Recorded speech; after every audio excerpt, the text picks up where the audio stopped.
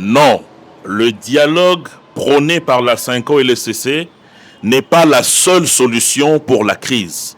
Il faut une solution globale, raison pour laquelle le chef de l'État a demandé à ce qu'il y ait d'autres confessions religieuses qui s'associent à eux, mais aussi il a mis à disposition des grands experts de son cabinet pour pouvoir rendre potable cette proposition des évêques de la Cinco et de l'ECC.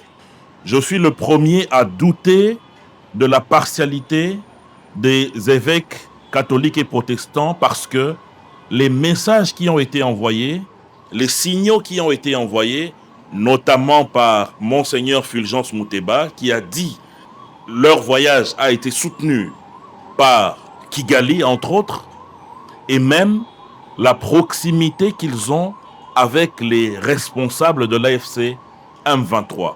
Ce qui est encore plus choquant, c'est que jamais, alors jamais, on a entendu les évêques de l'ECC et de la Cinco condamner les actes de violation des droits de l'homme perpétrés sur les parties du pays qui aujourd'hui sont sous le contrôle de ces terroristes. Les rapports des Nations Unies le confirment. Le rapport des experts le confirme. Mais jamais il n'y a eu de condamnation claire quant à ceux, et encore moins de condamnation sur les mauvaises actions portées par Kigali sur le territoire de notre pays. C'est ça qui choque, et c'est là qu'il y a énormément de questionnements sur la démarche réellement impartiale que devait être celle des évêques de la Cinco et de l'ECC. L'alternative, c'est tout le peuple congolais ensemble, et c'est ce que propose le président de la République.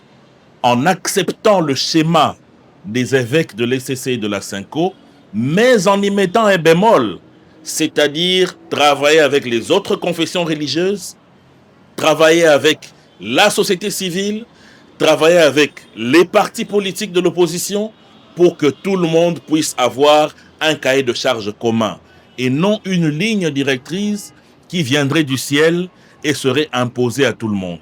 Non.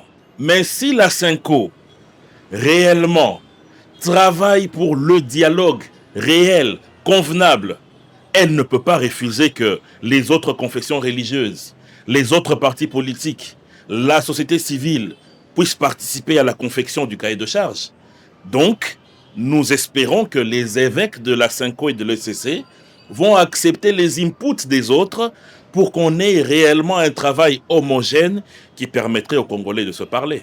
La finalité de ce dialogue, c'est pour que nous puissions avoir une même vision en ce qui concerne le développement de notre pays, une même vision en ce qui concerne les problèmes qui dérangent la sécurité dans le Grand Nord et dans la partie Est de notre pays, la vision de tout le monde autour des questions cruciales qui touchent le social et le développement des Congolais. Le partage équilibré, systématique du pouvoir n'est qu'une petite conséquence. L'élément fondamental, c'est que nous puissions être un autour du besoin de développement, de sécurité et d'émancipation de notre peuple.